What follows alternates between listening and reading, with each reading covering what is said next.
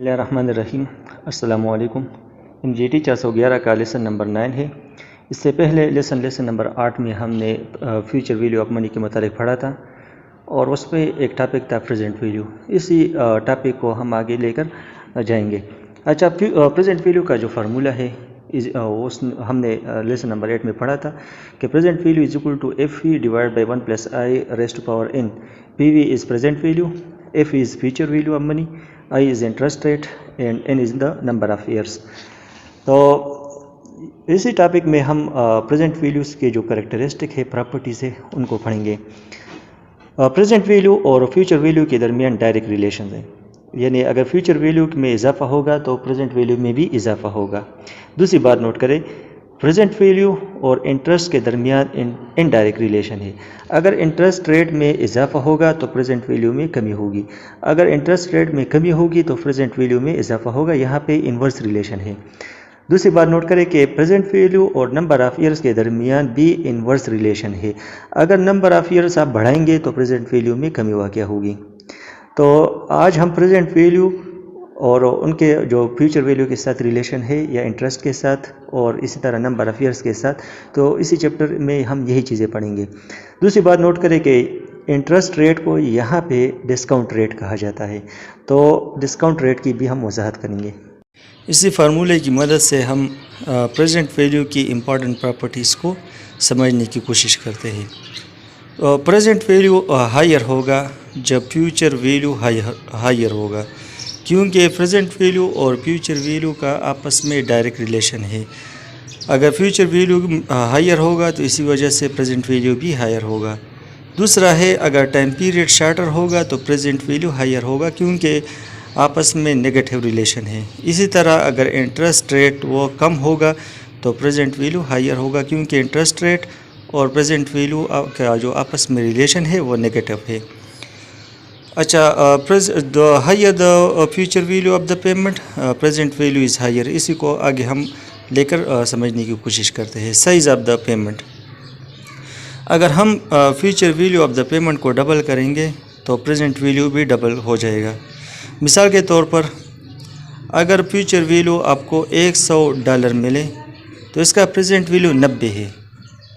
अगर ये $200 हुए फ्यूचर वैल्यू तो इसका मतलब ये है कि प्रेजेंट वैल्यू भी डबल होगा, $181 हो जाएगा। तो अगर हम फ्यूचर वैल्यू को इंक्रीज़ करें या डिक्रीज़ करें, जिस परसेंटेज के साथ हम इसको इंक्रीज़ कर रहे हैं या डिक्रीज़, तो इसी हिसाब से प्रेजेंट वैल्यू भी इंक्रीज़ या डिक्रीज़ होगा। दूसरा है टाइम रिलेशन का। अगर हम टाइम पीरियड की बात करें तो इसी एग्ज़ाम्पल को लेकर हम इसको समझने की कोशिश करते हैं कि 5% इंटरेस्ट रेट के साथ हमारा फ्यूचर वैल्यू वो $100 है और हमारे पास टाइम है 0 साल से लेकर 30 साल तक। तो ये जो ग्राफ है ये हमें ज़ाहिर कर रहा है, शो कर रहा है कि हमारा जो प्रेजेंट वैल्यू पेमेंट है उसकी कीमत $100 है, यानी 0 ईयर्स पे।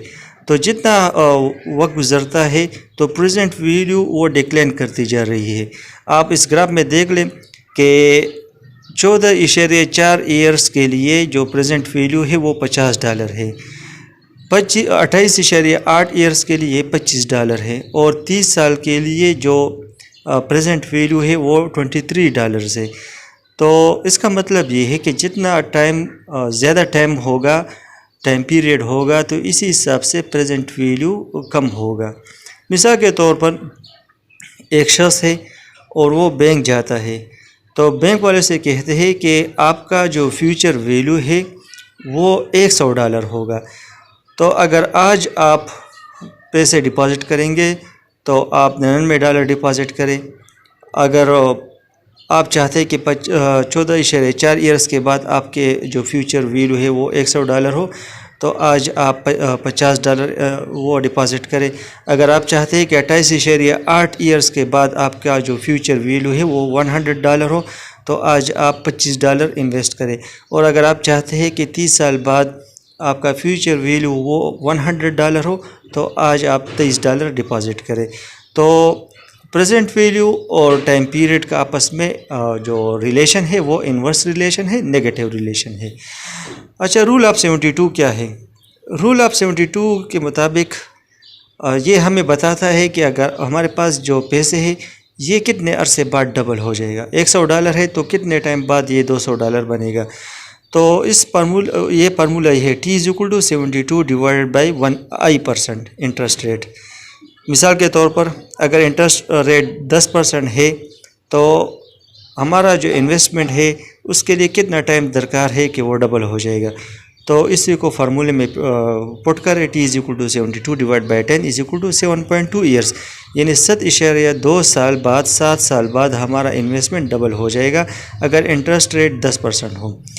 इसी तरह ये बात नोट करें कि ये रूल उस वक़्त एप्लीकेबल है जब आपके जो इंटरेस्ट रेट है वो 5% से लेकर 20% के लगभग हो, 20% के दरमियान हो। अगर इंटरेस्ट रेट 20% से ज़्यादा हो तो रूल ऑफ 72 अप्लाई नहीं होगा, और अगर 5% से कम हो तब भी रूल ऑफ 72 अप्लाई नहीं होगा। दूसरा है इंटरेस्ट रेट। अगर इंटरेस्ट रेट हायर होगा तो प्रेजेंट वैल्यू कम होगा, नो मैटर व्हाट साइज़। इसे कोई सरोकार नहीं कि आपका जो पेमेंट है वो छोटा है या बड़ा है या इसका टाइम पीरियड कितना है।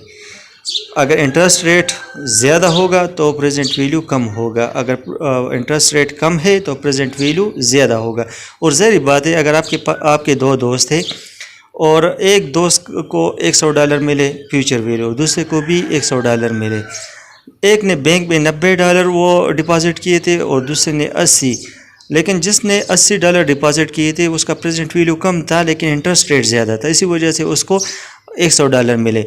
और दूसरा दोस्त है उसने $90 डिपॉज़िट किए थे लेकिन वहाँ पे इंटरेस्ट रेट कम था, इसी वजह से उसका जो फ्यूचर वैल्यू है वो $100 है। तो अगर इंटरेस्ट रेट ज़्यादा होगा तो प्रेजेंट वैल्यू कम होगा, अगर इंटरेस्ट रेट कम होगा तो प्रेजेंट वैल्यू ज़्यादा होगा। अच्छा, यहाँ पे ये बात नोट करें कि अगर हम यहाँ पे प्रेजेंट वैल्यू की बात करें, अगर एक ईयर के लिए आप पैसे डिपॉज़िट करते हैं यानी कर्ज़ देते हैं, तो अगर 1% इंटरेस्ट रेट पे आप कर्ज़ा देते हैं तो आपका प्रेजेंट वैल्यू $99 होगा। अगर आप 15% इंटरेस्ट रेट के साथ देंगे तो आपका जो प्रेजेंट वैल्यू होगा $86.96। अब ये बात नोट करें कि इन सब का जो फ्यूचर वैल्यू है वो $100 है। 99.01 का भी आपको फ्यूचर वैल्यू $100 मिलेगा। वजह यह है कि यहाँ पे इंटरेस्ट रेट कम है, जब इंटरेस्ट रेट कम है तो प्रेजेंट वैल्यू ज़्यादा है।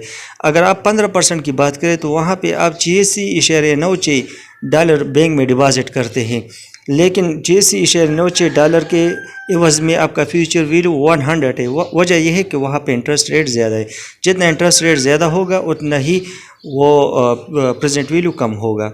इस तरह 5 ईयर्स की बात करें, 10 ईयर्स की बात करें, 20 ईयर्स की, तो यहाँ पे आप नोट करें कि जितना इंटरेस्ट रेट ज़्यादा होगा उतना ही प्रेजेंट वैल्यू कम होगा। अगर आप 10 ईयर की बात करें तो 1% पे $90 है और 2% पे $82, 3% पे $74। जितना आप नीचे आ रहा है इंटरेस्ट रेट में इजाफा हो रहा है तो प्रेजेंट वैल्यू में कमी वाक़या हो रही है। अच्छा, इस ग्राफ की मदद से उन्होंने टाइम पीरियड और प्रेजेंट वैल्यू के दरमियान रिलेशन को ज़ाहिर किया है। हमारा जो एक्स एक्सिस है वहाँ पे इंटरेस्ट रेट है और वाई एक्सिस पे प्रेजेंट वैल्यू है। फॉर एग्ज़ाम्पल हमारा फ्यूचर वैल्यू $100 है और यहाँ पे मुख्तलिफ़ टाइम पीरियड उन्होंने ज़िक्र किया है, 1 ईयर, 5 ईयर, 10 साल और 20 साल। मिसाल के तौर पर 10% इंटरेस्ट रेट के साथ हम पैसे देते हैं, तो अगर हम 1 ईयर की बात करें तो 10% इंटरेस्ट रेट के साथ हमारा जो प्रेजेंट वैल्यू है वो $90 है। 1 साल बाद वो $100 बनेगा हमारा फ्यूचर वैल्यू। अगर 5 साल बाद हम चाहते हैं कि हमारा फ्यूचर वैल्यू $100 हो तो आज हम $62 डिपॉज़िट करेंगे।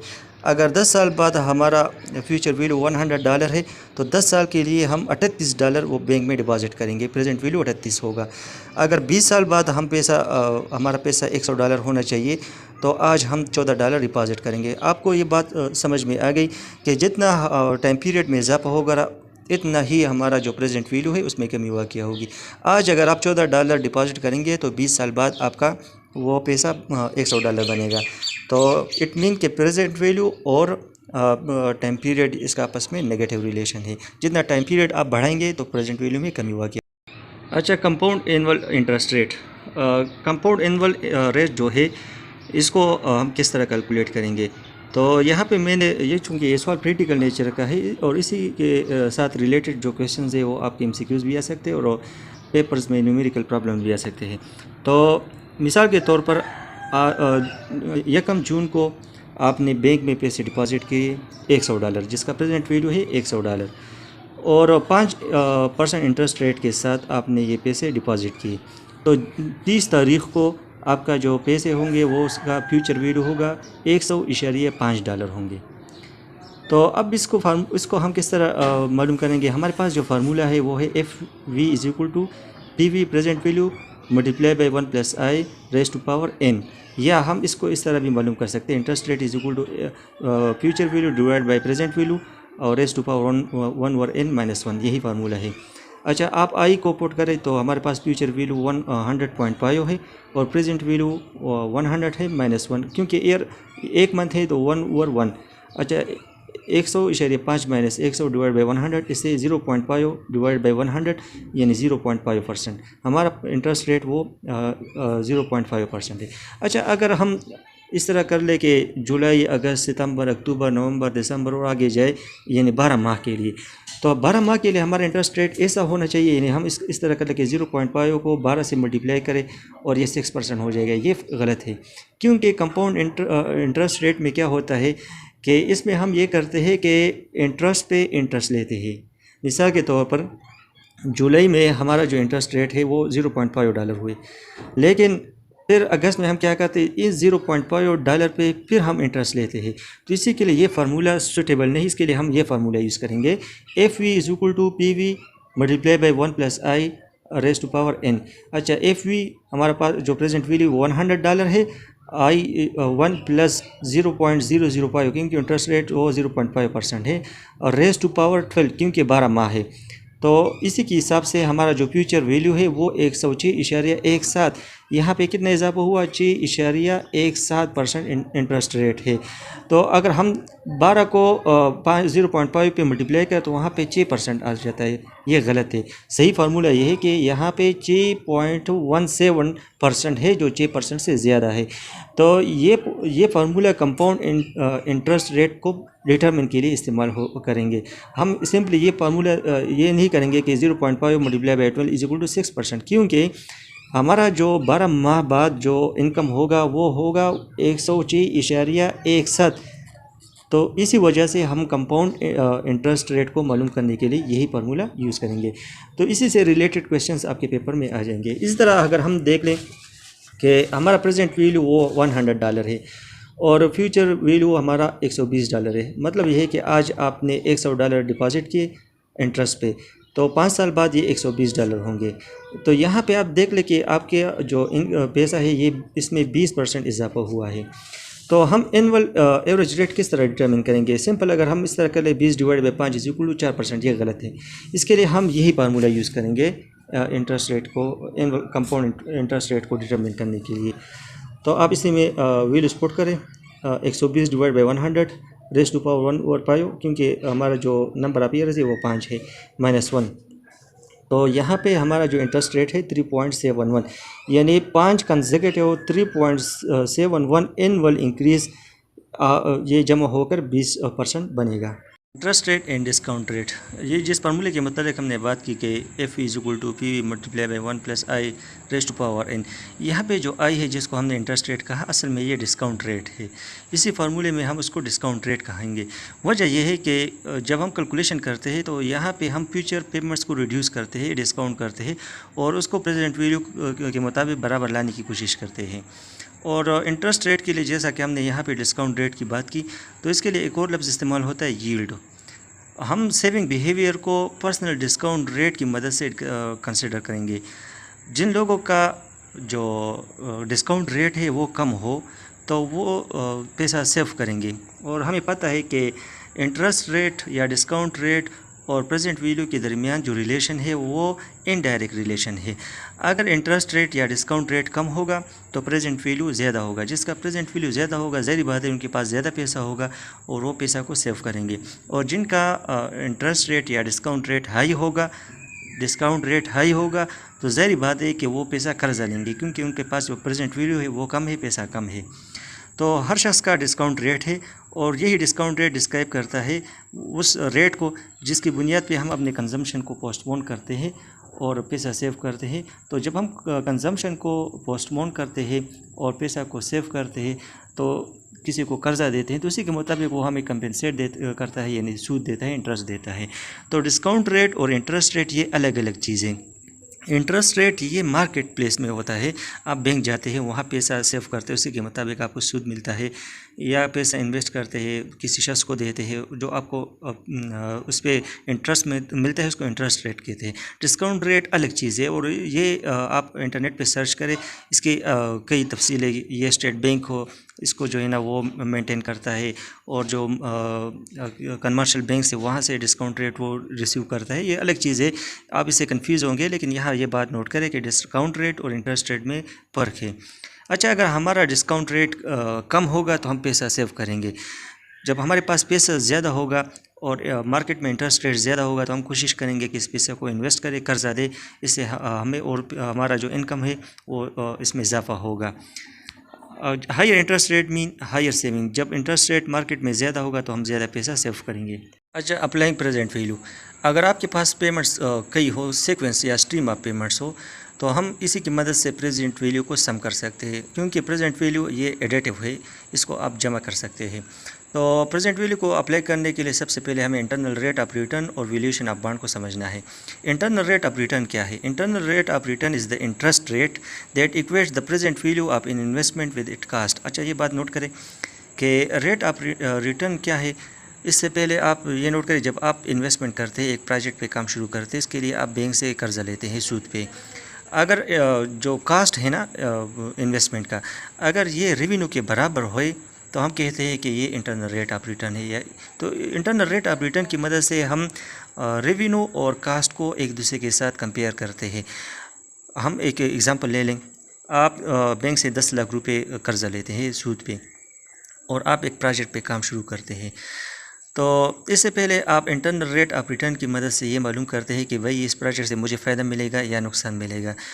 तो आप क्या करते हैं, वो 10 लाख रुपए की कैलकुलेशन करते हैं कि भाई मैंने ये इन्वेस्ट करने हैं और इससे इतना रेवेन्यू जनरेट होगा।